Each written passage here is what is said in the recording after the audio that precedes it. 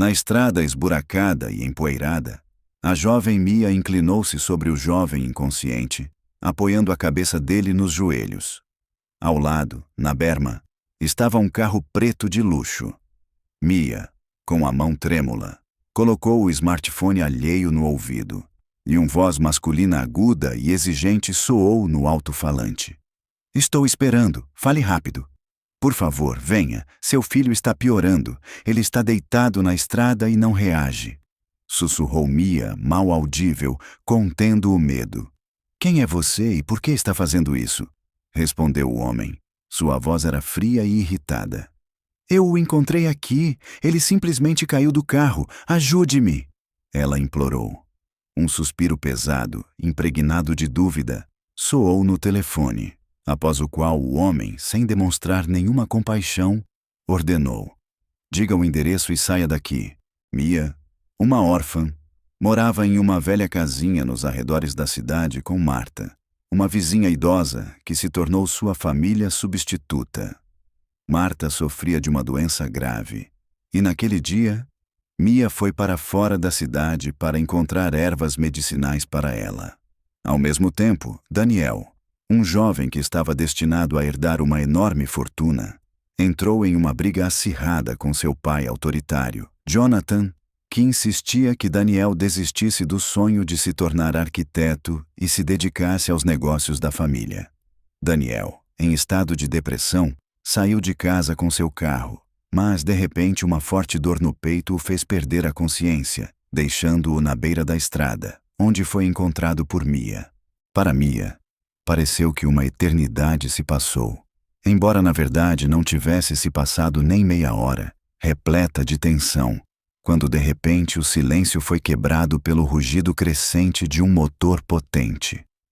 Ao longe, apareceu um ponto escuro que aumentava rapidamente, transformando-se em um enorme sedã preto, como um predador brilhante que se encontrava em um ambiente estranho e desconhecido, para ele, nesta estrada abandonada.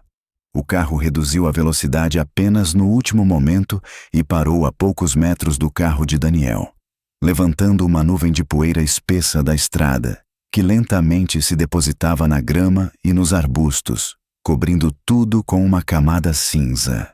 A porta do motorista se abriu silenciosamente, e um homem alto, vestindo um terno cinza escuro perfeitamente costurado, Jonathan, saiu do carro, seguido por seu assistente Marcos. Um homem com um rosto absolutamente imperturbável e impenetrável, como uma sombra. O milionário lançou um olhar rápido e avaliador ao local do acidente, detendo-se na asa amassada do carro do filho, na porta aberta. E só por último seu olhar deslizou sobre Mia, como se ela fosse nada mais do que um detalhe insignificante e irritante daquela cena. Ele não demonstrou nenhum pingo de preocupação ou sentimentos paternos. Seu rosto permaneceu uma máscara fria e impenetrável, expressando apenas um extremo grau de irritação pela interrupção de seus planos. Marcos, cuide disso imediatamente. Ele disse uma frase curta, e sua voz soou tão fria e sem vida quanto ao telefone. O assistente acenou com a cabeça em silêncio e, junto com o motorista, que também saiu do carro, dirigiu-se a Daniel. Eles agiram com precisão quase médica, verificando o pulso, levantando-o cuidadosamente e transportando o corpo inconsciente para o banco traseiro do carro do patrão. Instintivamente, Mia recuou, apertando contra si a bolsa de lona surrada.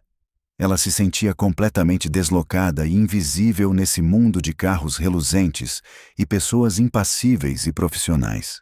Seu coração se apertou quando Marcos, antes de fechar a porta, rapidamente verificou os bolsos de Daniel e seu pulso, como se estivesse se certificando de que tudo estava bem.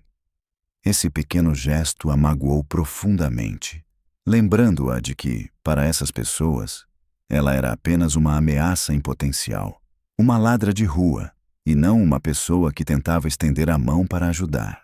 Quando os últimos sons se calaram e a porta do carro com Daniel dentro se fechou sem fazer barulho, Jonathan se virou lentamente para ela. Ele se aproximou, seu olhar, pesado e insistente, incidindo sobre ela de cima para baixo. Sem dizer uma palavra, ele tirou do bolso interno do paletó uma grossa pilha de notas grandes, presas por um clipe de ouro. "Pegue isso", disse ele, "e não se lembre mais do que aconteceu aqui.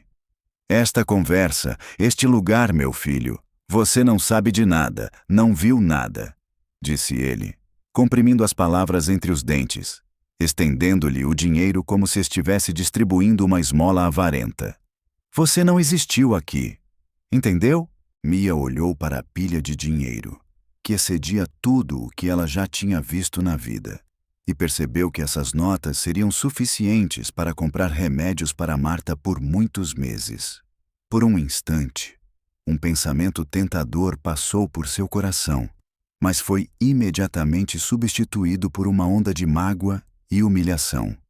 Em vez de gratidão, ele comprou seu silêncio, erguendo entre eles uma parede intransponível de dinheiro, demonstrando que o lado humano em seu relacionamento era impossível, restando apenas um acordo. Sem dizer uma palavra, ela lentamente ergueu seus grandes olhos cheios de lágrimas e, com firme determinação, balançou a cabeça, afastando-se cada vez mais dele e de sua oferta ofensiva. Essa resistência silenciosa, mas orgulhosa, surpreendeu Jonathan. "O quê?" Pela primeira vez, sua voz soou sinceramente surpresa. "Isso não é suficiente para você? Não seja ingênua, não vou repetir a oferta. Pegue e vá embora. Não preciso do seu dinheiro." Ela finalmente respondeu em voz baixa, mas firme, e a voz dele vacilou. Ninguém que vivesse na pobreza e na necessidade jamais havia recusado sua ajuda antes. Jonathan franziu a testa, sua surpresa imediatamente dando lugar à desconfiança habitual e profundamente enraizada nele. Ele não compartilha das ilusões sobre a altruísmo, vendo nele apenas uma máscara para cálculos mais sofisticados e traiçoeiros. "Tudo nesta vida tem um preço", afirmou ele, seu olhar ficando cada vez mais severo. "Se você acha que pode conseguir mais fingindo ser santo, está profundamente enganado." Ele colocou as notas de volta no bolso do paletó e, sem dizer uma palavra, virou-se e entrou no carro.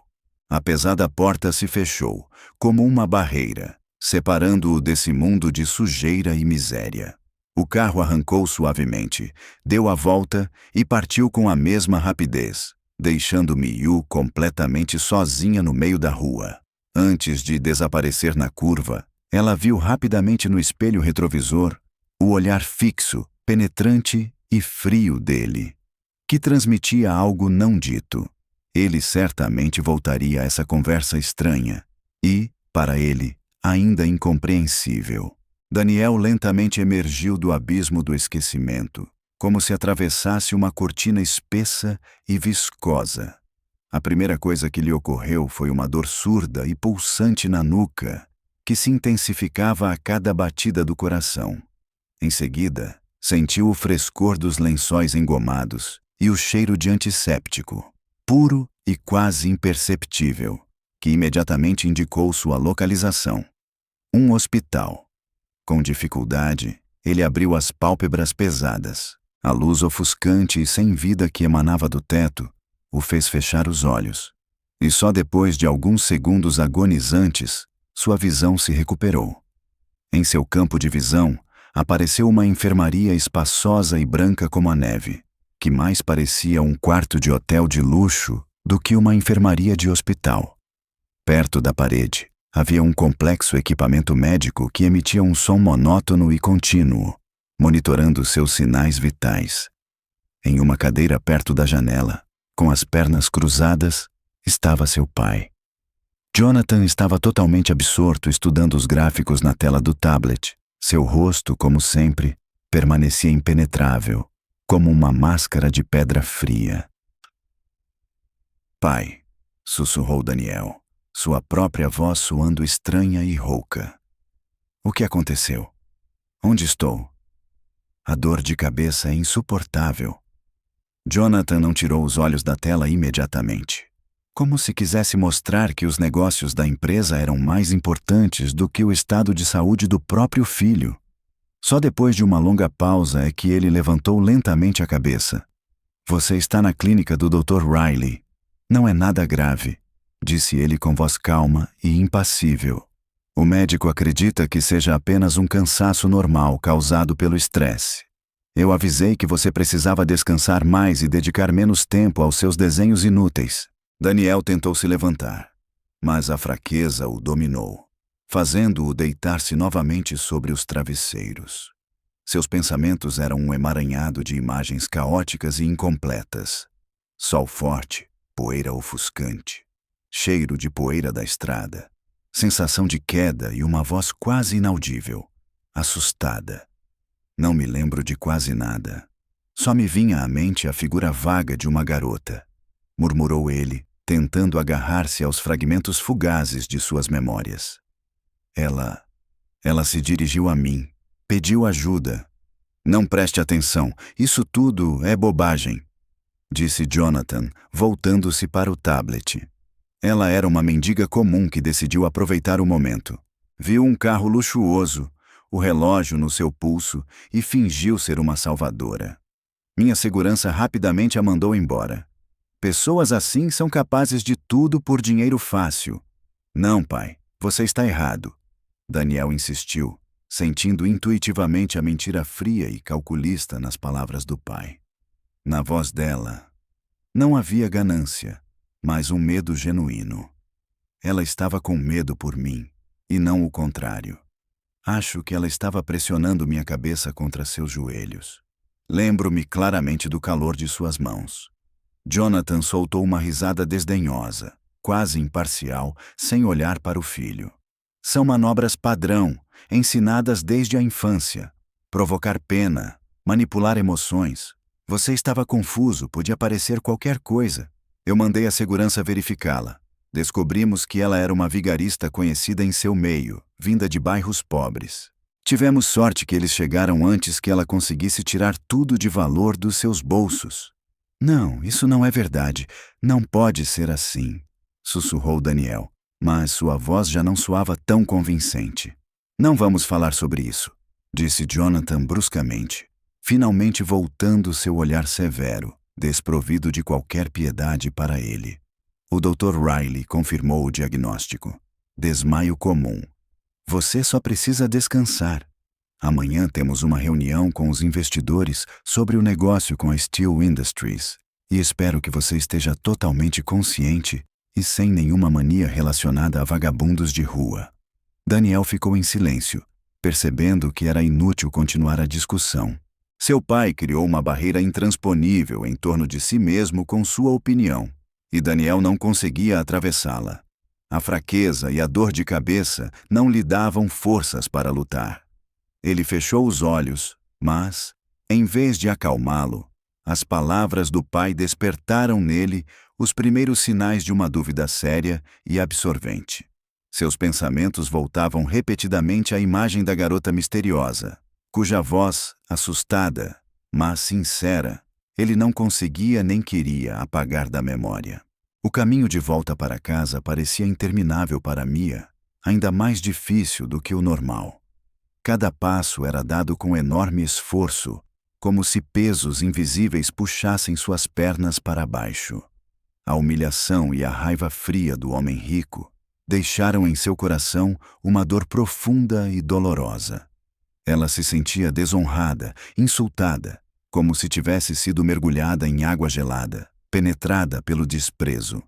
Quando ela finalmente chegou à sua casinha em ruínas nos arredores da cidade, o céu já estava completamente escuro. Silenciosamente, tentando não fazer barulho, Mia entrou na casa, sem fazer a velha porta ranger. Na única sala que servia de cozinha e quarto, uma única lâmpada iluminava tudo fracamente, e um aroma pesado de remédios e doença pairava no ar. Na velha cama de ferro, coberta por um cobertor desbotado até o queixo, estava Marta. Seu rosto, coberto por rugas profundas, estava dolorosamente pálido e magro, e cada respiração era acompanhada por suspiros fracos e roucos. Minha filha, é você? Já estava começando a ficar preocupada. Pensei que tivesse acontecido alguma coisa, sussurrou a velhinha, com a voz rouca e trêmula, tendo dificuldade para levantar a cabeça do travesseiro. Está tudo bem, Marta? Estou aqui, respondeu Mia, esforçando-se para que sua voz soasse o mais calma e despreocupada possível. Só me atrasei um pouco. Encontrei uma linda clareira com flores de tília. Veja quantas eu colhi. Ela se aproximou da cama e ajeitou carinhosamente o travesseiro da velhinha, escondendo suas lágrimas atrás das rugas centenárias. Mas Marta, que tinha vivido uma vida longa e difícil, sabia ver muito mais do que lhe mostravam. Ela pegou a mão fria de Mia com sua mão seca e quase leve. Algo está errado, eu posso ver. Quem te magoou, minha filha? Seu rosto está mais sombrio do que as nuvens. Ninguém, Marta. Juro. Só estou muito cansada depois do dia de hoje, insistiu Mia, não querendo perturbar a mulher doente com a história de sua humilhação. Vou preparar um chá fresco com ervas para você. Vai ajudar com a tosse. E depois, vamos dormir. Solteando sua mão com delicadeza, ela se dirigiu à velha mesa da cozinha, coberta por uma toalha de mesa rachada. Colocando a bolsa de lona sobre ela, ainda atordoada com o que havia acontecido, ela mecanicamente espalhou as ervas colhidas para separá-las antes de secá-las. Seus dedos tremiam levemente, e imagens dos acontecimentos na estrada voltavam à sua mente repetidamente. O rosto pálido do rapaz, suas roupas caras e o olhar frio e impassível de seu pai. Da bolsa, onde estavam os ramos de camomila e erva de São João, caiu sobre a mesa e rolou um pequeno objeto metálico, emitindo um som melodioso, como música. Mia estremeceu assustada e baixou o olhar. Sobre o oleado estava um medalhão de prata velho e desgastado, pendurado em um cordão de couro resistente. Ela se lembrou da situação em que, tentando ajeitar a gola da camisa do rapaz para que ele pudesse respirar melhor, provavelmente o havia acidentalmente prendido. Ela pegou o medalhão com cuidado. O metal estava frio ao toque, mas irradiava um calor quase imperceptível, como se tivesse ficado muito tempo em contato com a pele. Em sua superfície, quase apagada pelo tempo, estava gravada uma única e elegante letra E. Não era apenas um objeto, era puramente funcional, até mesmo rude, sem nenhum luxo, e não correspondia de forma alguma à imagem do filho de um homem rico. Coisas assim não são usadas para demonstrar riqueza. São guardadas como uma lembrança valiosa. Nas mãos de Mia, o medalhão girava, e ela não conseguia decidir o que fazer com ele. Uma parte de sua alma queria se livrar dele, jogá-lo fora para romper todos os laços com essas pessoas cruéis e arrogantes. Mas a outra parte, mais bondosa, não a deixava fazer isso. Ao olhar para o medalhão, ela não se lembrava do pai autoritário dele, mas do jovem rapaz de rosto elegante e triste. Ela estava convencida de que aquele objeto tinha um enorme valor para ele. O medalhão guardava um segredo, uma história pessoal, e agora, por acaso, ela se tornara a detentora dessa chave. Os dias se arrastavam, transformando-se em uma sequência dolorosamente longa e monótona. Daniel se recuperava fisicamente, mas seu mundo interior mergulhava cada vez mais fundo no desespero. A brancura estéril do quarto do hospital o oprimia, lembrando-o de sua vida, segura, mas vazia como um espaço vazio. Por horas, ele ficava deitado com os olhos abertos, olhando para o teto branco e revivendo repetidamente na memória aquele breve, mas vívido lampejo de lembrança.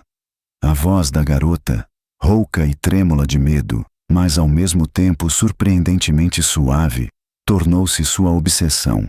Ele ressoava em sua cabeça, abafando o barulho dos aparelhos médicos e as frases raras, sempre distantes e moralistas, de seu pai, que o visitava em horários rígidos, como se estivesse cumprindo uma parte desagradável, mas inevitável, de suas obrigações. Jonathan insistia em sua versão dos fatos, apresentando novos fatos de seu serviço de segurança, que supostamente deveriam desacreditar a desconhecida e apresentá-la como mentirosa. No entanto, quanto mais ele falava, mais cresciam as dúvidas de Daniel sobre suas palavras. Pela primeira vez na vida, ele sentiu que seu pai não estava apenas errado, mas distorcendo conscientemente a realidade, buscando, como sempre, criar uma realidade confortável e previsível para ele. Essa compreensão era dolorosa, mas ao mesmo tempo lhe dava uma sensação de liberdade. Uma revolta silenciosa, mas persistente, surgiu em seu coração. Ele decidiu firmemente descobrir a verdade, não importando o preço que isso custasse. Para ele, não era apenas curiosidade, mas uma questão de honra, a necessidade de confirmar sua própria importância. Daniel precisava provar a si mesmo que sua intuição e seus sentimentos não eram sem sentido. Percebendo que, nessa jaula cercada pelo luxo e pelos cuidados do pai, ele não poderia agir abertamente, Daniel começou a agir secretamente. Ele observava atentamente os funcionários da clínica, analisando seus rostos e comportamentos, em busca de alguém que não estivesse completamente paralisado pelo pai. Seu olhar parou em uma jovem enfermeira chamada Evelyn. Ela era silenciosa e diligente, mas em seus olhos cansados ele via não medo, mas compreensão. Evelyn nunca fazia perguntas incômodas, mas sempre trazia-lhe um travesseiro extra ou um copo d'água, como se antecipasse suas necessidades. Nesses gestos simples e discretos, ele viu a humanidade de que tanto precisava. Ele esperou muito tempo pelo momento certo.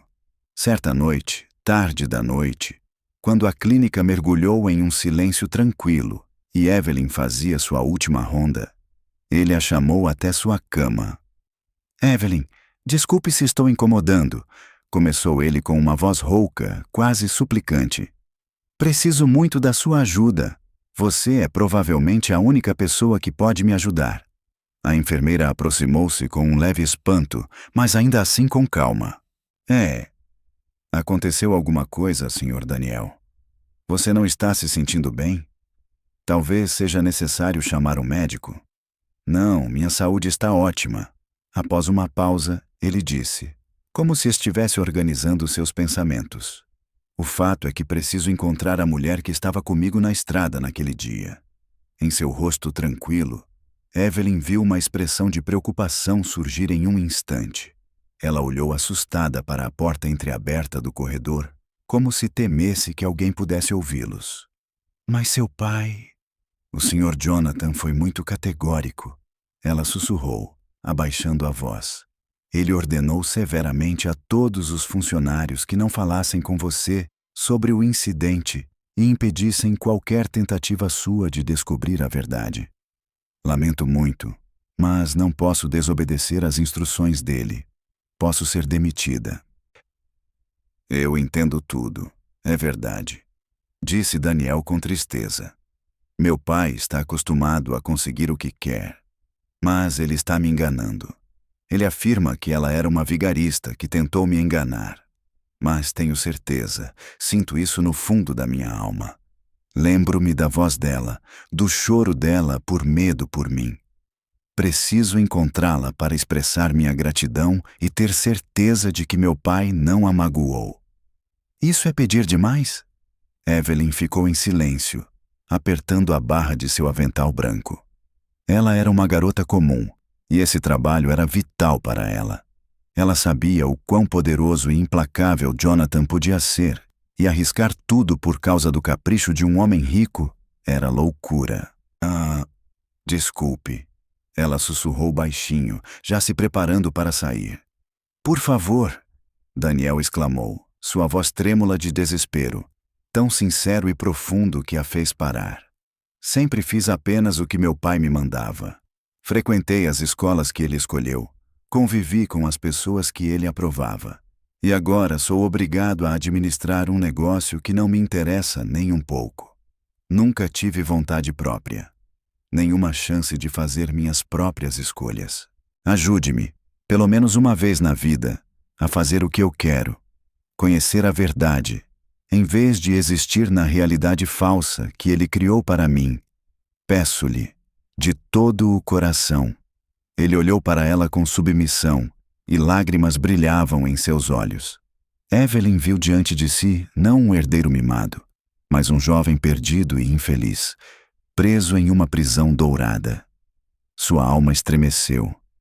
Ela olhou novamente para a porta, depois para o rosto dele, cheio de desespero, e, após uma longa e dolorosa reflexão, acenou com a cabeça quase imperceptivelmente.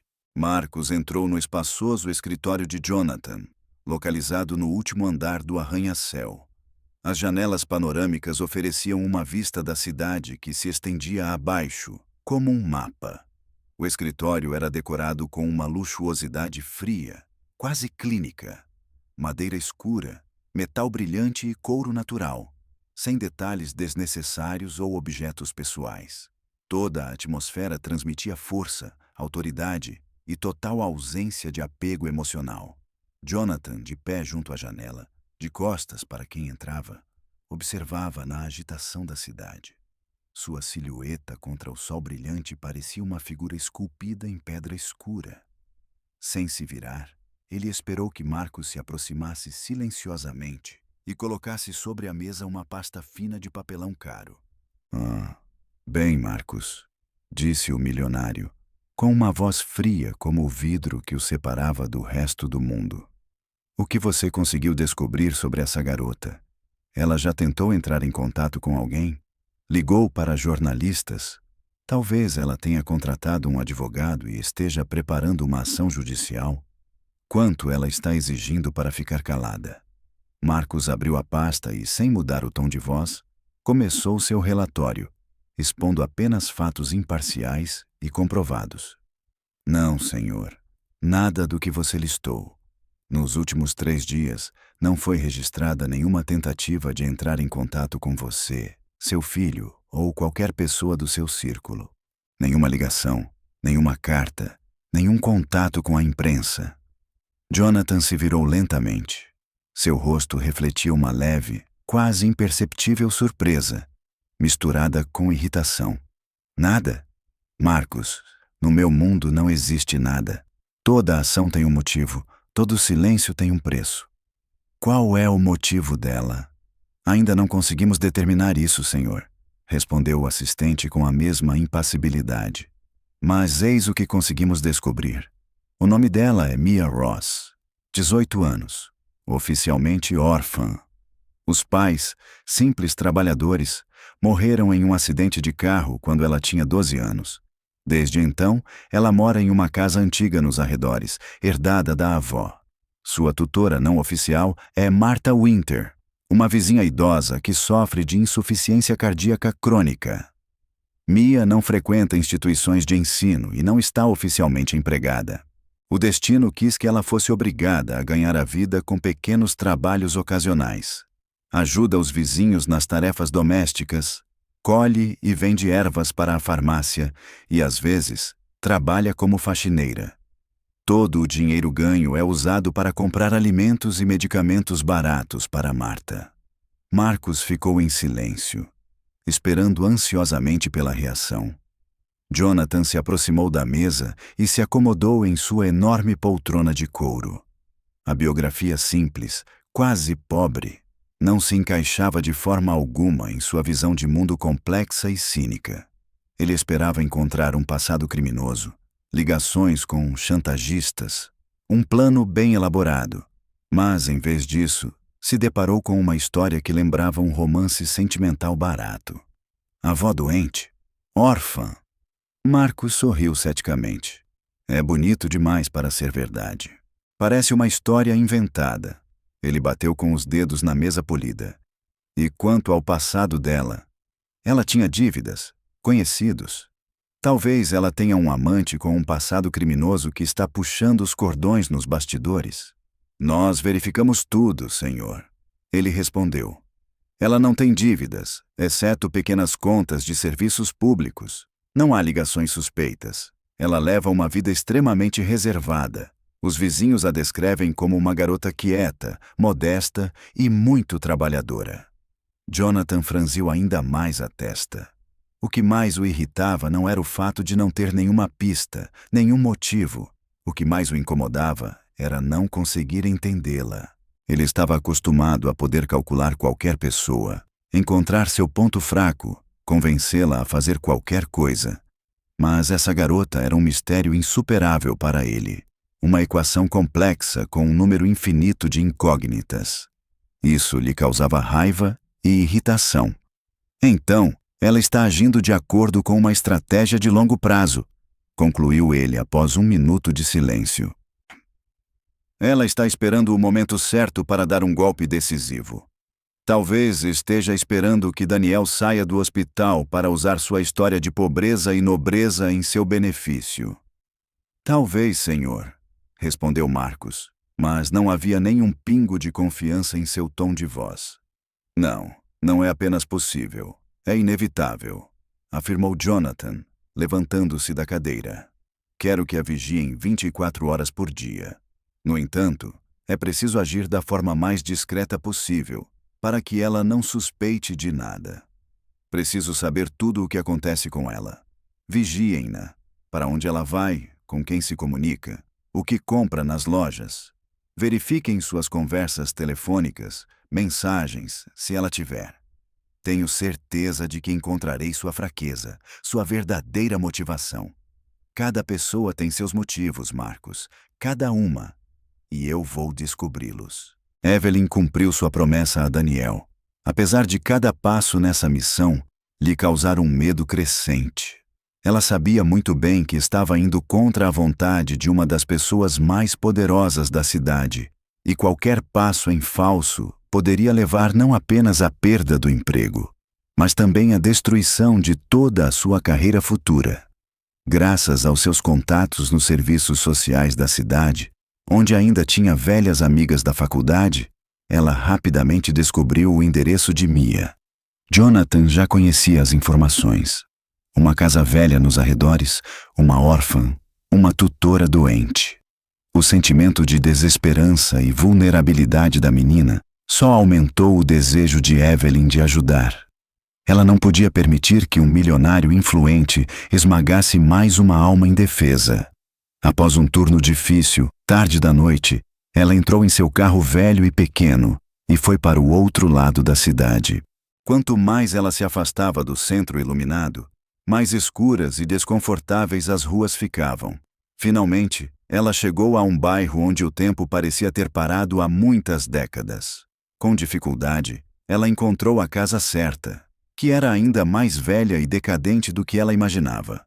Tomando coragem, Evelyn saiu do carro e se aproximou da porta velha e descascada. Ela ouviu uma tosse fraca e rouca vinda de dentro, e em seguida, uma voz feminina abafada e tranquilizadora. Ela bateu levemente. Depois de algum tempo, a porta se abriu com um rangido, e Mia apareceu na soleira. Ao ver a mulher de bata branca, a garota se assustou. Sugeriu-se em sua mente que era alguém do pai de Daniel, e que ela seria encontrada novamente e enfrentaria novas humilhações ou ameaças. Reagindo instintivamente, Mia tentou fechar a porta. Espere, por favor. Não se preocupe, disse Evelyn rapidamente e com calma, impedindo-a de fazer isso. Não sou dele. Estou aqui por causa do Daniel. Mia ficou paralisada, com a mão ainda na maçaneta da porta.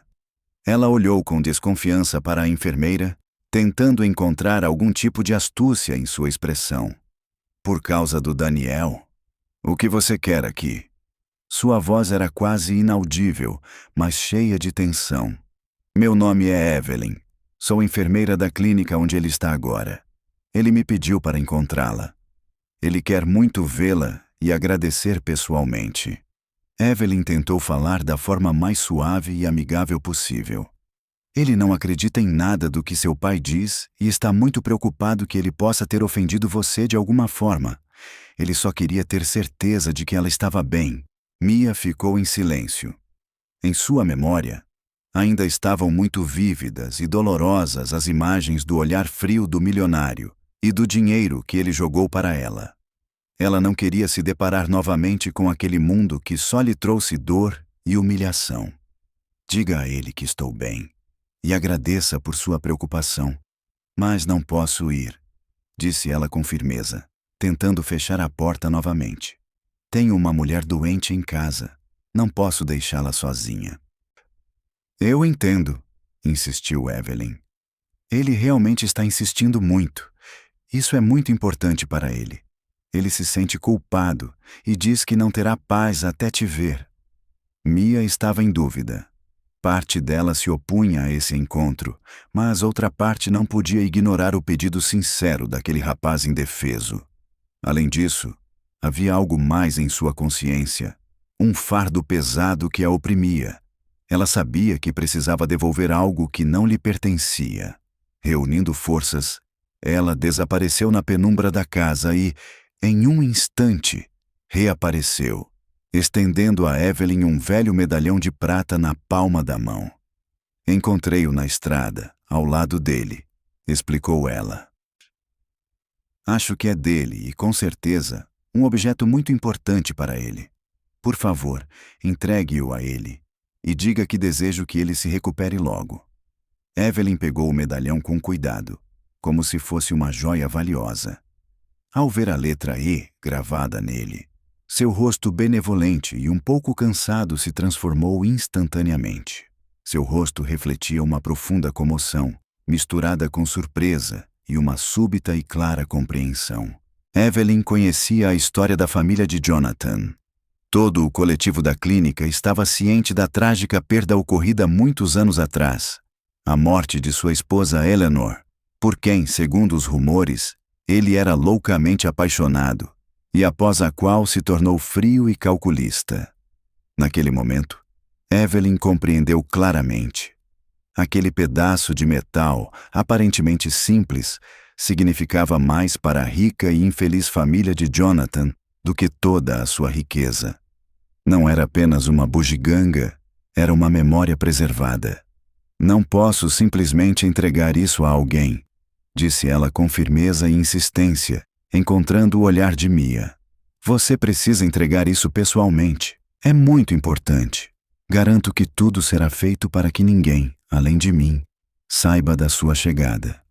Entendo o seu medo, mas acredite, agora isso é necessário para ele e, talvez, para o seu próprio bem. Evelyn elaborou um plano ousado e perigoso, como o roteiro de um filme de espionagem. Ela sabia que as salas VIP, localizadas na ala direita, estavam sob vigilância constante da segurança de Jonathan. Por isso, Evelyn decidiu agir à meia-noite, durante a troca de turno, quando a atenção da equipe diminuía. Mia recebeu ordens para ir ao pátio dos fundos da clínica e esperar na entrada de serviço, destinada à retirada de lixo e entrega de roupa de cama. Mia chegou antes da hora marcada, com o coração batendo tão forte que parecia que ia saltar do peito. Cada carro que passava a assustava. Finalmente, exatamente às 2 da manhã, a porta se abriu com um rangido e Evelyn gesticulou para que ela entrasse. Depressa, não temos mais do que 15 minutos. Sussurrou a enfermeira com o rosto pálido de tensão. Eu dei um sonífero para o guarda noturno, fingindo que era um remédio para dor de cabeça, mas o efeito não dura muito. Para contornar as câmeras do primeiro andar, teremos que passar pelos corredores do porão. Não fique para trás. Seja o mais silencioso possível. Eles entraram no subterrâneo ecoante e mal iluminado do hospital, onde um labirinto de tubos, fios e depósitos se misturava com a atmosfera úmida e abafada. Cada passo deles ecoava no silêncio, causando tensão nervosa em mim. Finalmente, eles subiram uma escada estreita e se viram em um corredor silencioso da ala VIP, banhado por uma suave luz lunar. Evelyn, encostada na parede, espiou cuidadosamente pela esquina. Tudo limpo. O quarto dele ficava no terceiro andar, no fim do corredor. Vou ficar aqui e garantir que ninguém atrapalhe sua visita. Você tem 10 minutos no máximo. Mia, sem desviar os pés, aproximou-se da porta indicada. Por um instante, ela ficou parada, reunindo forças, e então, quase sem fazer barulho, abriu a porta e entrou. Daniel não estava dormindo. Ele estava sentado na cama, apoiado nos travesseiros, com o olhar fixo na cidade à noite. Ao ouvir um barulho quase inaudível, ele se virou instantaneamente, e seus olhos se encheram de surpresa e alegria. "Você veio?" Ele sussurrou baixinho, e havia tanto alívio em suas palavras que Mia não conseguiu conter as lágrimas. "Eu estava contando com isso. Obrigado. Obrigado por ter vindo. Eu precisava devolver uma coisa para você", disse Mia, confusa, ainda parada na porta sem ousar se aproximar. Ela se sentia desconfortável naquele quarto enorme e luxuoso, que custava mais do que toda a sua casa. "Entre, por favor. Não tenha medo. Não vou tocar em você", ele pediu gentilmente. Mia deu alguns passos hesitantes em direção à cama onde ele estava deitado. A luz noturna iluminava seu rosto, e ela podia ver sua aparência pálida e cansada. Mas seus olhos brilhavam com uma sinceridade e gratidão tão profundas que o medo que a dominava começou a desaparecer gradualmente. "Obrigado", ele repetiu, "por tudo o que você fez. Por não ter me deixado lá. Por ter ligado. Meu pai... Ele provavelmente disse muitas coisas desagradáveis para você, eu entendo. Perdoe-o. Ele nem sempre foi tão gentil. Não se preocupe. O importante é que você está bem", respondeu Mia calmamente. "Não, nem tudo está bem. Ele me enganou. Disse que você era uma vigarista. E eu quase acreditei nele. Mas a sua voz, eu não conseguia apagá-la da minha memória. Eu sentia que você não era assim." Eles ficaram em silêncio por um tempo, sem saber o que dizer. "Encontrei isso na estrada", disse Mia finalmente, estendendo-lhe o medalhão de prata que estava na palma da mão. No momento em que Daniel viu o medalhão, seu rosto se transformou com outras emoções. Em vez de alegria e gratidão, uma expressão de profunda e lancinante dor apareceu em seu rosto. Com a mão trêmula, ele o pegou, e os dedos apertaram o metal desgastado. "Mamãe", escapou de seus lábios, e essa palavra soou como um grito desesperado. Em sua memória, como uma barragem rompida, as lembranças se precipitaram, vívidas e agudas como fragmentos. Ele viu a si mesmo quando era pequeno dentro das paredes de um quarto de hospital. Ao lado dele estava sua mãe, Eleonora, pálida e exausta, mas com os olhos irradiando amor terno. Tirando o medalhão do pescoço, ela o colocou em seu pescoço. "Use-o sempre, meu querido", sussurrou ela. Sua voz era baixa, como uma chama que se apaga. "E saiba que, aconteça o que acontecer, estarei sempre ao seu lado, em seu coração. Seja corajoso, e não deixe que este mundo esfrie seu coração, como aconteceu com seu pai. Prometa-me." "Prometo, mamãe", ele sussurrou baixinho, apertando o medalhão com força em sua pequena mão. A lembrança desapareceu.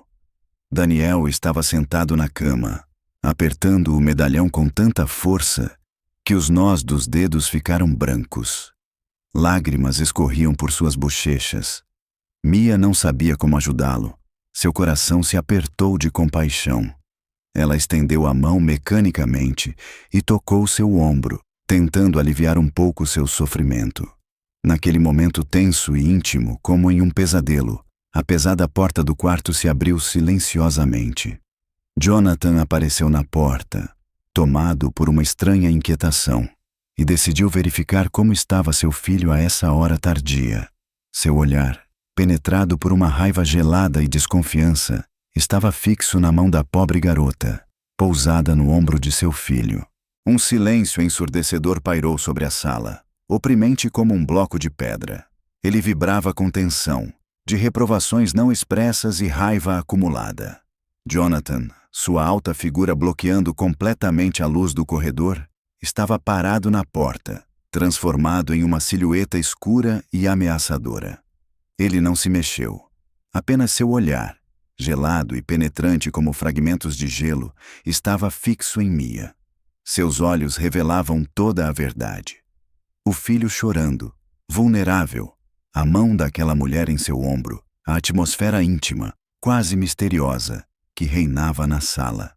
Em seu coração, acostumado à traição e à ganância, a imagem se transformou instantaneamente no único cenário possível e repugnante: jogo, chantagem, violência. Mia tirou a mão do ombro de Daniel com tanta força, como se tivesse tocado em aço incandescente. Ela estava paralisada por um medo gelado, que paralisava tanto o corpo quanto a mente. Ela tentou dizer algo, explicar, mas sua voz ficou presa na garganta. Ela apenas ficou parada, encostada na parede, minúscula e indefesa como um animal preso em uma armadilha, esperando o golpe inevitável. Jonathan, pesado e lento, entrou na sala, e a porta se fechou com um clique silencioso, isolando-os do resto do mundo. Eu ordenei que você desaparecesse. Suas palavras eram baixas, como um sussurro, mas nessa quietude havia uma ameaça, venenosa e aguda. Minha ordem foi clara. Seu lugar é no lixo, de onde você surgiu. Mas, aparentemente, essa quantia não foi suficiente para você. Você decidiu que poderia enganar meu filho, fingindo compaixão e sede por mais? Ele se aproximou dela com uma lentidão predatória, e a cada passo, Mia sentia uma inquietação crescente. Olhe para você. Com roupas sujas, esfarrapadas, acha que pode simplesmente entrar no meu mundo assim?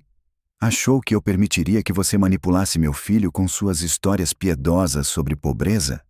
Quanto você precisa para desaparecer para sempre da nossa vida? Diga um número. 50 mil? 100? Vou passar um cheque agora mesmo, e meu segurança vai te acompanhar pessoalmente até o primeiro ônibus para o outro lado do país. Mia tremia. Seus dentes batiam de medo. As palavras de Jonathan eram como chicotadas, cheias de humilhação e crueldade. Lágrimas queimavam em seus olhos, mas ela não conseguia nem se mexer. Mas antes que Jonathan pudesse dar mais um passo, Daniel, com a voz rouca de choro, mas de repente firme, alta e penetrante, com uma força que seu pai nunca tinha ouvido antes, disse: "Não ouse tocá-la, pai." Daniel sentou-se bruscamente na cama, sem prestar atenção à fraqueza, e seu movimento foi tão forte que os aparelhos médicos emitiram um sinal de alarme. Ele estendeu a mão mecanicamente, como se estivesse protegendo Mia. Você não está ouvindo o que está dizendo? Você não entende a escuridão que está trazendo? Ela não fez nada de mal. Ela veio aqui colocando-se em perigo, apenas para me devolver isso. Com esforço, ele abriu o punho, que estava branco de tensão. Em suas mãos suadas, havia um medalhão de prata velho e gasto, que brilhava fracamente à luz do abajur. Olha, você ao menos se lembra dele? Você não ordenou a si mesmo que o esquecesse, assim como tudo o mais que estava relacionado a ela? Jonathan pareceu congelar. Seu olhar caiu sobre o medalhão e uma emoção de incompreensão passou por seu rosto. Que bugiganga é essa? Ela está tentando ganhar sua simpatia com essa bobagem? Não é bobagem, exclamou Daniel, sua voz trêmula. É a única lembrança que tenho da minha mãe. A única coisa verdadeira que tive na vida. Antes de morrer, ela me deu isso. Aqui, neste mesmo quarto de hospital. Jonathan estremeceu, como se algo o tivesse atingido fisicamente. As palavras do filho romperam sua barreira protetora, tocando algo profundamente oculto e há muito esquecido. Ela me disse, continuou Daniel, com a voz trêmula por causa das lágrimas contidas. Ela disse: "Não deixe este mundo tornar seu coração frio como o do seu pai." Ela entendia tudo. Ela já pressentia como você se tornaria. Você a enterrou e, junto com ela, pecou contra tudo o que é humano. Você trocou todos os sentimentos por dinheiro, negócios, controle. Você quis apagar até mesmo a memória dela, livrando-se das fotos e das coisas que lhe pertenciam. E agora você está tentando repetir isso com essa garota. porque ela ousou demonstrar por mim uma empatia humana elementar, algo que você há muito tempo não é capaz de fazer. Cada palavra de Daniel me cortava como um golpe de martelo. Após seu grito, um silêncio tão profundo tomou conta da sala que parecia ainda mais doloroso do que os sussurros venenosos de Jonathan. O milionário, paralisado no centro da sala, sentiu-se impotente pela primeira vez na vida, incapaz de encontrar palavras. A raiva em seus olhos deu lugar à confusão e a um vazio profundo e assustador. Ele olhou para o filho e, em seus olhos cheios de lágrimas, dor e acusação, viu o reflexo de sua falecida esposa, Eleanor. Naqueles olhos, ele reconheceu o desapontamento e a tristeza dela. As palavras de Daniel não eram apenas uma acusação. Eram uma sentença proferida pelo seu próprio filho. Jonathan, incapaz de encarar o pai, virou-se silenciosamente, como um mecanismo, e, sem dizer uma palavra, saiu da enfermaria, fechando a porta suavemente atrás de si. Ele não saiu com uma sensação de triunfo. Ele fugiu daquele lugar. Jonathan saiu da enfermaria como se estivesse na penumbra. As acusações do filho, impregnadas de anos de ressentimento, caíram sobre ele como uma avalanche, destruindo o mundo que ele havia construído meticulosamente ao longo de décadas. Ele não se lembrava mais de como chegou ao escritório. Passou a noite inteira em seu enorme e vazio escritório, sem acender a luz, mergulhado na escuridão e olhando para as luzes noturnas da cidade, que perderam para ele seu significado anterior, símbolo de poder e sucesso. Agora elas lhe pareciam frias e distantes. Enterradas sob o peso do trabalho, dos negócios e da concorrência implacável, as lembranças vieram à tona, como um animal ferido, causando-lhe uma dor quase insuportável. Seu olhar encontrou novamente o rosto de Eleonora, sua esposa. Ele viu novamente seu sorriso radiante. Ouviu sua risada cristalina, que outrora enchia sua casa de calor e alegria. Em sua memória, surgiram seus pedidos para que passasse mais tempo com o filho. Suas palavras de que o dinheiro não se comparava ao amor paterno. E então, diante dele, surgiram os últimos dias dela, seu olhar apagado, cheio de amor terno e preocupação pelo filho. As palavras de Daniel sobre o medalhão e a promessa feita pela mãe antes de morrer o atingiram como um ferro em brasa. Ele mandou tirar todas as coisas dela, todas as fotos, acreditando ingenuamente que assim poderia se livrar da dor. Mas, em vez de alívio, ele apenas ergueu uma parede entre ele e o filho, transformando-se na figura estranha e distante que Eleanor tanto temia. Depois de muitos anos, pela primeira vez ele não sentiu raiva ou irritação, mas uma culpa penetrante e esmagadora. Com o rosto cinzento e envelhecido, porque a noite sem dormir havia deixado sua marca, ele chamou Marcos de manhã cedo. Seu assistente, acostumado com a aparência sempre serena e imperturbável do chefe, ficou involuntariamente surpreso com tal estado, mas, como sempre, manteve o silêncio. Marcos, a voz de Jonathan estava fraca, rouca. Preciso de uma nova investigação. Completa, a mais minuciosa que você já fez. Todas as instruções anteriores estão canceladas. Preciso da verdade absoluta e incontestável sobre o que aconteceu naquela estrada. Senhor? Você está falando sobre o que aconteceu com seu filho? Marcos perguntou com delicadeza. Sim, exatamente isso. Quero que você contrate os melhores detetives particulares, se necessário. Desenterre todas as gravações das câmeras de vigilância ao longo de todo o trajeto de Daniel. Encontre todos os testemunhos possíveis, seja um fazendeiro que trabalhava no campo ou qualquer outra pessoa. Reconstitua a cronologia dos eventos com precisão de segundos. E o mais importante, Jonathan fez uma pausa. Preciso de um laudo médico independente. Reúna todos os exames de Daniel, todos os resultados de seus exames na clínica do Dr. Riley, e envie-os de forma anônima, por meio de um intermediário, ao cardiologista responsável. quero que ele, sem ter informações sobre o paciente que lhe é apresentado, dê o seu veredito. Preciso excluir qualquer possibilidade de erro ou preconceito.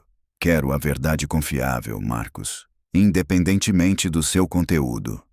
Marcos acenou com a cabeça em silêncio, percebendo que não se tratava apenas de mais uma ordem. Era algo mais profundo, pessoal e significativo. Ele serviu Jonathan por 15 anos e nunca o viu tão confuso. Jonathan sempre foi a personificação da determinação e da sede de lucro, e agora havia um homem abatido sentado à sua frente. No dia seguinte, que pareceu interminável para Jonathan, Marcos entrou novamente em seu escritório. Ele trazia nas mãos uma pasta grossa e pesada. Verificamos tudo, senhor, começou ele, apresentando o relatório. De acordo com as imagens das câmeras de vigilância, o senhor Daniel estava dirigindo sozinho e em baixa velocidade. De repente, o carro mudou bruscamente de direção e parou na beira da estrada. 7 minutos depois, uma garota chamada Mia Ross passou por ali. Percebeu o carro, aproximou-se e tentou acordá-lo. Sem sucesso, ela pegou o telefone dele e ligou para você. 3 minutos após sua ligação, Mia Ross fez outra ligação, desta vez para o serviço de emergência. Temos a gravação dessa ligação. Marcos apertou o botão no tablet e os alto-falantes emitiram a voz da garota, cheia de terror e desespero. Por favor, ajudem, tem alguém inconsciente aqui, ele não está respirando. O endereço, não me lembro exatamente. É uma estrada secundária. Jonathan ouvia, sua expressão ficando cada vez mais séria. E como está a situação com a assistência médica? Perguntou ele baixinho, quando a gravação terminou. Marcos tirou da pasta uma folha com um formulário oficial e a estendeu a Jonathan. Este é o parecer do professor Alan Carrington, especialista renomado na área de cirurgia cardíaca. Ele afirma que o Sr. Daniel teve um ataque repentino causado por uma rara malformação cardíaca congênita, uma anomalia da artéria coronária. Essa doença, difícil de detectar em exames padrão, não havia se manifestado anteriormente. O professor insiste que não foi um desmaio banal por excesso de cansaço, como supôs o Dr. Riley, mas uma insuficiência cardíaca aguda. Jonathan leu o texto médico com tensão, tentando compreender seu conteúdo. O que isso significa? Marcos virou a página. O professor Carrington enfatizou em seus comentários. Sua voz soava calma, mas transparecia tensão, que, em casos como esse, cada segundo é extremamente importante. Começa a privação de oxigênio no cérebro. Se não fosse pela reação rápida da garota, sua ligação urgente para o serviço de emergência, que chegou em 12 minutos, o atraso de 5 a 7 minutos poderia ter consequências catastróficas. Danos irreversíveis ao cérebro ou, na pior das hipóteses, a morte. A última frase de Marcos ficou suspensa no silêncio ensurdecedor do consultório. Morte. Essa simples expressão médica tornou-se uma sentença irreversível para Jonathan. Não uma hipótese abstrata, nem o destino de outra pessoa, mas sua realidade pessoal e inevitável. Ele estava sentado na cadeira, olhando para a conclusão do professor Carrington, e seu mundo desmoronava. Todo o seu império, toda a sua riqueza, todo o seu poder se dissolveram em um instante, em pó, no vazio diante dessa verdade terrível e incontestável. Ele estava a poucos minutos de perder seu único filho. E, nesse exato momento, Jonathan, com frio desprezo, insultava a garota que o salvara. Essa constatação foi tão chocante que ele foi tomado por um frio remorso. Toda a sua vida, baseada em auto-engano, na supressão de sentimentos, na substituição do amor pelo controle, de repente lhe pareceu repugnante. Ele não apenas estava errado, como era um idiota cego, surdo e presunçoso, que quase levou à morte seu próprio filho. Naquele mesmo dia, cancelando todos os seus compromissos, todas as reuniões e encontros importantes, comunicando à secretária a notícia chocante. Ele fez algo que nunca tinha feito antes. Sentou-se ao volante e dirigiu-se para a periferia da cidade. Sem motorista, sem Marcos. Ele só precisava de silêncio. Seu carro luxuoso, acostumado às estradas asfaltadas e lisas do bairro comercial, percorria com dificuldade as ruas esburacadas e empoeiradas do bairro pobre, atraindo olhares curiosos de transeuntes casuais. Ao chegar à casa velha de Mia, ele ficou sentado no carro por um longo tempo, sem se atrever a sair. A cerca torta, a pintura descascada nas paredes, o telhado remendado, tudo isso falava de um mundo de pobreza desesperada, no qual vivia aquela garota, cuja humanidade contrastava tanto com a sua própria condição, há muito perdida. Reunindo suas últimas forças, ele saiu do carro. A sensação de ridículo e estranheza o oprimia em seu terno caro no meio daquela ruína. Subindo até a janela baixa, coberta de grama, ele olhou cuidadosamente para dentro. A visão que se abriu diante dele foi a gota d'água. Na sala mal iluminada, uma velhinha pálida e exausta estava deitada em uma cama velha. Ao lado dela, sentada em um banquinho, estava Mia. Com incrível ternura e carinho, ela alimentava a velhinha com uma colher, soprando em cada gole de caldo simples para não queimá-la. De vez em quando, seus lábios se moviam, pronunciando palavras baixas, e o rosto que ele lembrava como triste e assustado, agora irradiava um amor tranquilo e carinhoso. Naquele ambiente modesto e pobre, cheio de sinceridade e abnegação, Jonathan não via nada parecido em toda a sua vida, passada no mundo da luxúria, 2 sorrisos falsos e da traição. Um nó se formou em sua garganta. Ele, um homem que podia se permitir tudo, nunca poderia comprar isso. Isso não podia ser avaliado em dinheiro. Com o coração pesado, ele se aproximou da porta rangente, que parecia prestes a desabar, e bateu timidamente. Mia não abriu imediatamente. Ao vê-lo na soleira, ela estremeceu, e o medo voltou a brilhar em seus olhos. Ela olhou para ele em silêncio, esperando novos golpes. Ele começou, e sua voz, acostumada a dar ordens, agora soava rouca e trêmula. Eu vim para pedir perdão. Mia ficou em silêncio, seus olhos sérios, cheios de desconfiança, olhavam para ele. Eu estava errado em tudo. Eu me comportei de forma repugnante. O que você fez pelo meu filho? Eu não sei como expressar. Ele ficou sem palavras, incapaz de encontrar as palavras certas. Em sua percepção, pedir desculpas era um sinal de fraqueza.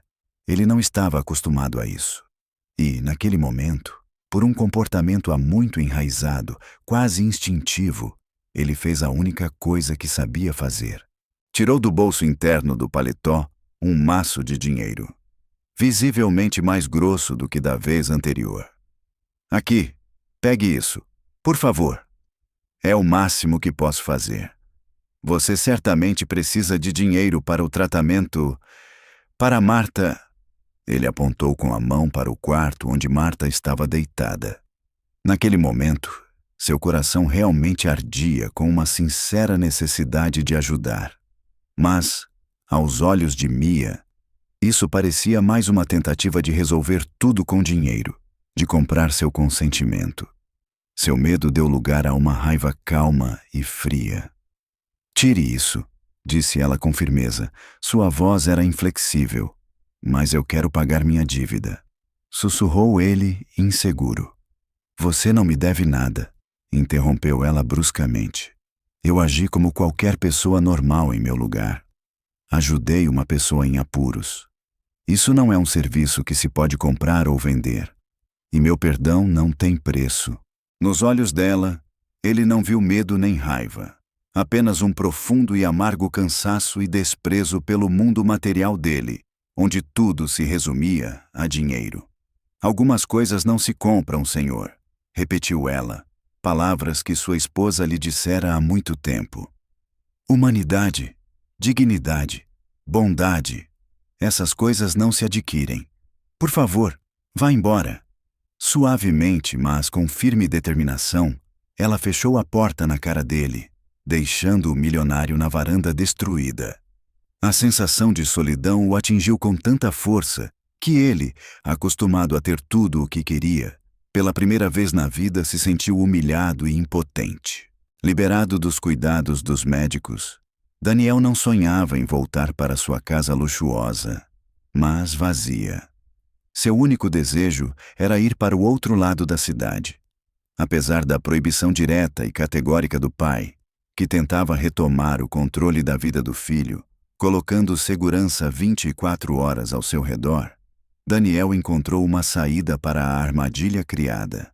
Ele era dominado por uma necessidade irresistível, quase dolorosa, de ver Mia novamente, conversar com ela não no ambiente confinado de um quarto de hospital, mas em seu ambiente habitual, para tentar entrar em seu mundo, entender como ela vivia e o que a motivava. Ele apareceu sem avisar. Encontrou-a em um pequeno quintal coberto de mato, onde ela, sentada em um velho banquinho rangente, pendurava em um varal roupas amareladas, mas impecavelmente limpas. Ao vê-lo, ela deu um pulo assustada, e uma sombra de medo passou rapidamente por seu rosto. Daniel, o que você está fazendo aqui? Como você está se sentindo? Ela perguntou, descendo rapidamente do banquinho e enxugando as mãos molhadas no avental. Estou muito melhor, obrigado. Ele respondeu, com um sorriso caloroso e um pouco constrangido. E, por favor, me trate pelo primeiro nome. Eu vim para expressar minha gratidão mais uma vez. E para ter certeza de que meu pai não vai mais causar nenhum problema para você. Ele veio, respondeu Mia sem levantar os olhos. Ofereceu dinheiro novamente. Perdoe-o, disse Daniel, com voz cheia de amargura. Ele simplesmente não é capaz de pensar de outra forma. Ele tenta resolver todos os problemas e curar todas as feridas com dinheiro. A conversa deles foi um pouco estranha e confusa, mas estava repleta de calor e sinceridade. Eles estavam sentados em um banco velho, enraizado no chão, e Daniel percebeu com surpresa que, pela primeira vez na vida, estava realmente interessado em ouvir outra pessoa. Ele não falava sobre mercados financeiros ou projetos de negócios, mas sobre coisas simples, porém vitais. Mia compartilhava com ele histórias sobre Marta, sobre sua existência simples, sobre as ervas que ela colhia e sobre seu sonho de se tornar médica para aliviar o sofrimento de pessoas tão pobres e doentes quanto Marta. Daniel ouvia e um sentimento estranho nascia em seu coração, admiração por sua força e bondade, e ao mesmo tempo, vergonha por sua vida aparentemente insignificante e sem sentido. Você certamente alcançará seu objetivo, disse ele com tanta convicção que Mia o olhou com surpresa. Você é muito forte. Você vai conseguir. É preciso dinheiro para isso, e eu nunca terei. Soou um leve pesar em sua voz. Deixe-me ajudar. Ele ofereceu novamente, vendo seu conflito interior. Posso providenciar os melhores médicos para Marta, contratar uma enfermeira. E para você? Não, Daniel, por favor. Mia o interrompeu com firmeza, mas jamais suave. Não posso aceitar sua ajuda. É a minha vida, a minha responsabilidade. Não quero ficar devendo nada a ninguém por bondade. Nós vamos nos virar sozinhos. Naquela mesma noite, Daniel e Jonathan tiveram uma conversa difícil e acalorada.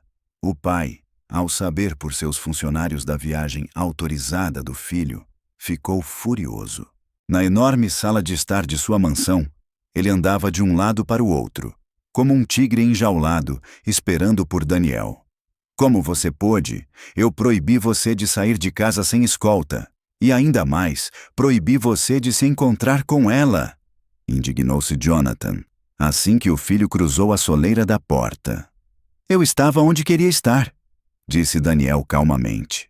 E essa calma só serviu para irritar Jonathan ainda mais. Você não tem ideia com quem está lidando.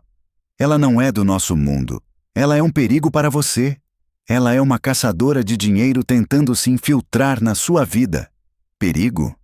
Daniel sorriu amargamente. Pai, essa garota, que não tem nada além de uma mãe doente e uma cabana minúscula, salvou minha vida.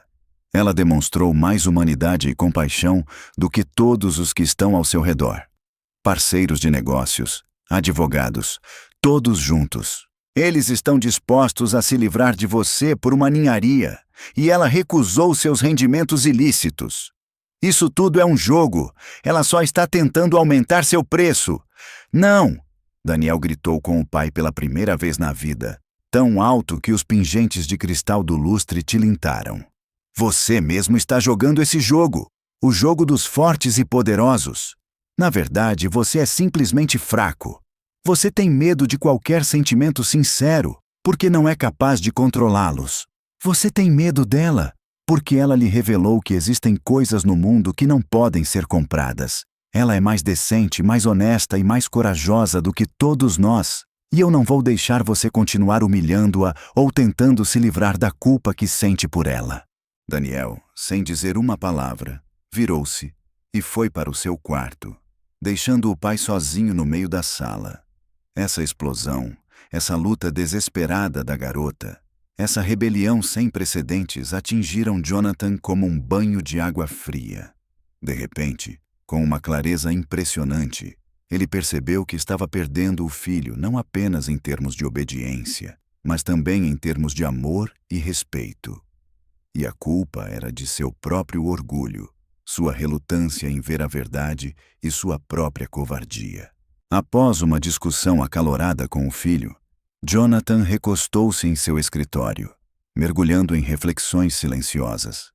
Ele sentia seu mundo desmoronar, o império que ele havia cuidadosamente construído rachando por todas as costuras. As palavras de Daniel, ditas com tanta dor e raiva sinceras, não lhe davam paz, ressoando em sua cabeça como um eco inevitável. Você tem medo de sentimentos verdadeiros. Essa frase o atingiu profundamente, porque havia verdade nela. Ele realmente tinha medo. O medo da dor que sentiu após a morte da esposa o levou a enterrar todos os seus sentimentos sob uma espessa camada de cinismo e pragmatismo. Ele achava que dessa forma estava criando uma proteção, mas, na verdade, apenas construiu uma parede impenetrável para si mesmo e para o filho. A única pessoa que ele amava se afastava cada vez mais dele, e a culpada por isso era uma menina teimosa dos bairros pobres, que com sua delicada dignidade destruiu todas as suas ilusões sobre o mundo. No fundo da alma, ele sabia que ela era apenas o gatilho que revelou todas as falhas de seu relacionamento, toda a falsidade em que sua família se baseava. A enorme poltrona de couro não lhe dava abrigo contra a solidão e a impotência. Lá fora, a noite escurecia, e ele, pela primeira vez em muitos anos, não sabia o que fazer. Seus métodos habituais, pressão, manipulação, ameaças, revelaram-se ineficazes. Eles apenas agravavam a discórdia, afastando Daniel cada vez mais. Em uma tentativa desesperada de consertar a situação e recuperar um pouco do respeito do filho, Jonathan apertou o botão do seletor em sua mesa. "Marcos, entre", disse ele, com a voz cansada, quase sem emoção. Sem se virar, ele se dirigiu ao seu fiel assistente. "Marcos, preciso de todas as informações sobre Martha Winter, a senhora idosa que Mia Ross cuida." "Senhor, as informações sobre ela já foram coletadas." "Insuficiência cardíaca crônica", disse Marcos. "Isso não é suficiente. Quero saber tudo. Preciso de todos os documentos médicos, exames, análises, tudo o que for possível. Não poupe recursos. Use todos os seus contatos, todos os canais. No hospital, na clínica onde ela foi tratada, pague a quem for preciso. Preciso das informações mais completas e recentes, e amanhã de manhã eles devem estar na minha mesa." Marcos pensou por um segundo, percebendo toda a delicadeza e ilegalidade dessa tarefa. "Senhor, isso pode ser difícil." murmurou ele. Faça isso, Marcos, disse Jonathan com firmeza, sua voz soando como aço. Apenas faça isso. Na manhã seguinte, quando Jonathan entrou em seu escritório, uma pasta volumosa já o aguardava sobre a mesa.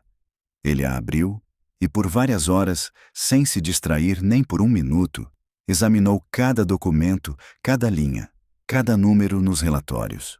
Apesar de não entender de medicina, ele percebeu o quadro geral, que era triste. Depois disso, ele entregou todos os documentos a Marcos. Envie isso imediatamente ao professor Carrington. Mais uma vez, anonimamente. Diga que é um pedido urgente de consulta a meu pedido pessoal. Preciso receber seu parecer completo e detalhado o mais rápido possível. A resposta do principal cirurgião cardíaco do país chegou algumas horas depois por um canal seguro. Jonathan leu e seus dedos tremeram levemente. O parecer era implacável e franco. O estado da mulher era catastrófico. Anos de tratamento com medicamentos baratos e pouco eficazes levaram à progressão da doença até o estágio terminal. Ela tinha apenas algumas semanas de vida, talvez até dias, sem uma cirurgia cardíaca aberta urgente e extremamente complexa, com o uso de uma técnica avançada, praticamente experimental, disponível em apenas algumas clínicas no mundo. Jonathan recostou-se na cadeira, fixando o olhar no teto. Ele sentia que o destino, ou forças superiores, ou simplesmente uma feliz coincidência, lhe haviam proporcionado uma oportunidade única, talvez a última de sua vida. A chance de sair do papel de empresário que fecha negócios e agir como ser humano. A chance de usar seus enormes recursos, não para adquirir ou subjugar, mas para fazer o bem, para salvar uma vida. A vida de uma mulher que era a única família de uma garota que lhe prestou um serviço inestimável, salvando a vida de seu filho. A situação era complexa, multifacetada, e ele sabia que esse passo poderia ser decisivo, salvar tudo ou destruir tudo de vez. Lentamente, ele pegou o telefone. Seu dedo pairou sobre as teclas por alguns segundos antes de discar o número pessoal do professor Carrington, preparando-se para lhe oferecer algo que ele não poderia recusar em hipótese alguma. A crise atingiu Marta de repente, como costuma acontecer em situações semelhantes. Uma noite sem lua e abafada de repente se transformou em um pesadelo. O estado de Marta piorou rapidamente. Ela estava sufocando. Seu coração enfraquecido batia desesperadamente, lutando por cada segundo de vida. Mia, em pânico, chamou a ambulância, que chegou surpreendentemente rápido. Os médicos, no entanto, apenas levantaram os braços. Em condições de campo, eles puderam fazer apenas o que era possível, mas sabiam que isso não era suficiente para salvar Marta. Ela foi colocada na ambulância e levada para o hospital municipal mais próximo, um prédio surrado com corredores escuros, impregnados com cheiro de cloro e uma sensação de desesperança. Mia correu pelo corredor, segurando a mão gelada e sem vida de Marta, até que foram paradas na porta da UTI. O tempo se arrastava, transformando-se em uma provação dolorosa. Finalmente, um médico saiu pela porta, enrugado e exausto, com o rosto sem qualquer vida. A situação é crítica, disse ele, sem cerimônia, olhando para Mia através dos óculos. Ela teve um infarto extenso devido à insuficiência cardíaca crônica. O coração mal funciona. Ela precisa de uma cirurgia urgente, que não podemos realizar aqui. Não temos nem o equipamento nem os especialistas necessários. Você precisa procurar uma clínica cardiológica particular. Mas... Eu não tenho dinheiro, sussurrou Mia, quase inaudível, e passou mal. Sinto muito, disse o médico com compreensão, mas balançando a cabeça com determinação. Não há nada que eu possa fazer. Você tem apenas 24 horas para encontrar uma clínica e fazer o pagamento antecipado. O valor, devo avisar, será muito alto. Mia, sem forças, caiu em um banco de plástico duro no corredor. Uma sensação de desesperança tomou conta dela. O desespero a dominou. Ela se sentia completamente sozinha no mundo. No momento mais crítico, quando tudo parecia perdido, uma figura alta e familiar apareceu no fim do corredor. Era Jonathan. Ele se aproximou e silenciosamente se sentou ao lado dela. Mia estremeceu, afastando-se dele com medo. Por que você está aqui? Você veio para saborear meu sofrimento? Ela perguntou com um sorriso sarcástico. Já conversei com o professor Carrington, o melhor cirurgião cardíaco do país. Disse Jonathan calmamente, sem tirar os olhos do ponto à sua frente. O avião particular dele com uma equipe de reanimação chegará ao aeroporto da cidade em 1 hora. Para transportar Marta do hospital ao aeroporto com o máximo cuidado, uma ambulância especial já está a caminho.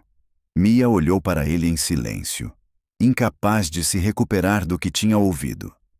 Todos os documentos já estão prontos e uma suíte foi preparada para ela na clínica dele. Todas as despesas, é claro, serão cobertas pela minha empresa, continuou ele, com a voz calma, quase indiferente. Mas por quê? Ela sussurrou, quase inaudível. Por que você está fazendo tudo isso? Não preciso da sua compaixão. Jonathan, pela primeira vez em todo o período de sua comunicação, encontrou o olhar dela, e em seu olhar, normalmente tão frio e desdenhoso, não havia nenhum pingo de repulsa, apenas um cansaço profundo e infinito e um reflexo de uma dor antiga. Não é compaixão, Mia, disse ele com a voz trêmula. Certo, é assim que deve ser. Eu calculei tudo. Meu filho estaria lá, no lugar dela, se não fosse por você. Não é caridade. É a única coisa que posso fazer.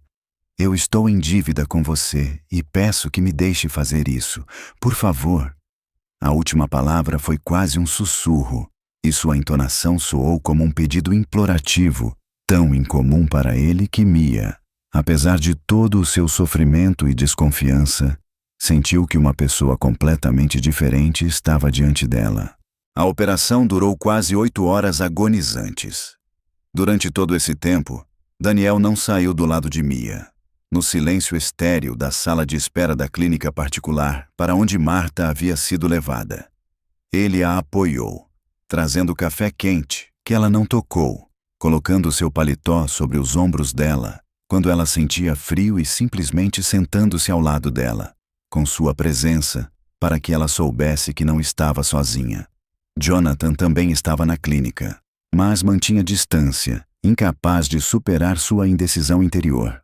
Quando o professor Carrington, cansado, mas com um sorriso no rosto, finalmente saiu da sala de cirurgia e anunciou que a operação tinha sido um sucesso e que a vida de Marta estava fora de perigo, Mia, incapaz de conter as lágrimas, chorou baixinho, encostando a cabeça no ombro de Daniel. Esse gesto sincero de Jonathan, feito sem quaisquer condições ou expectativas, destruiu para sempre a fria distância entre ele e a garota. Alguns dias depois, quando Marta foi transferida para uma enfermaria comum e seu estado começou a melhorar, Jonathan voltou à clínica.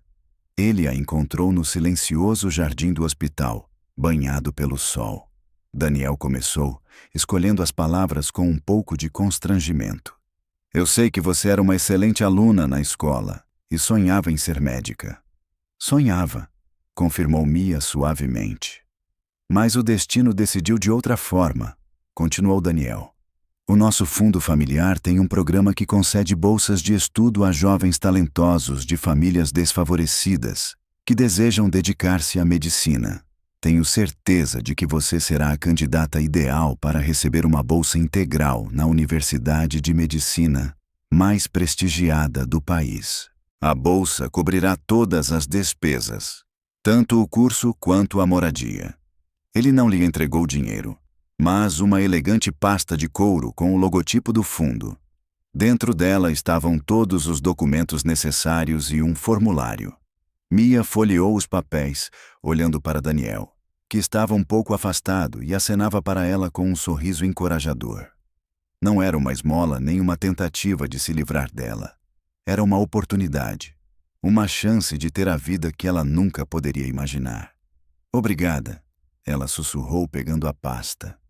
Vou pensar sobre isso. Naquele instante, Jonathan percebeu finalmente que aquela garota extraordinária, que ele considerava insignificante, salvou seu filho da morte física e lhe deu uma chance inestimável de se tornar novamente um homem e um pai. Uma chance de redimir seus pecados passados. 5 anos se passaram. Uma noite quente de verão. No jardim de uma grande casa de campo, que agora irradiava calor e aconchego, 4 pessoas estavam sentadas à mesa posta. Marta, que se tornou novamente ativa e visivelmente mais jovem, discutia com entusiasmo a receita de torta de maçã com Daniel, que alcançou sucesso como arquiteto, construindo não arranha-céus luxuosos, mas casas aconchegantes e acessíveis para pessoas comuns. Ele escolheu seu caminho, completamente diferente do negócio do pai. Nos olhos de Jonathan brilhou uma calorosa expressão há muito esquecida e quase perdida, e ele observava o que acontecia com um sorriso tranquilo e sincero. Ao seu lado estava Mia, transformada. A menina assustada com roupas velhas deu lugar a uma jovem mulher confiante, uma das melhores alunas da faculdade de medicina, que se preparava para se tornar cardiologista e já tinha experiência como assistente do próprio professor Carrington. Mia, seu sucesso nos estudos é simplesmente impressionante, disse Jonathan, passando-lhe a salada. Sua mãe, Eleanor, sempre quis ser médica. Tenho certeza de que ela teria orgulho de você. Pela primeira vez em muitos anos, ele mencionou o nome de sua falecida esposa, e foi como um leve toque do passado, sem tristeza nem dor. E isso foi para Mia o maior sinal de confiança e aceitação na família.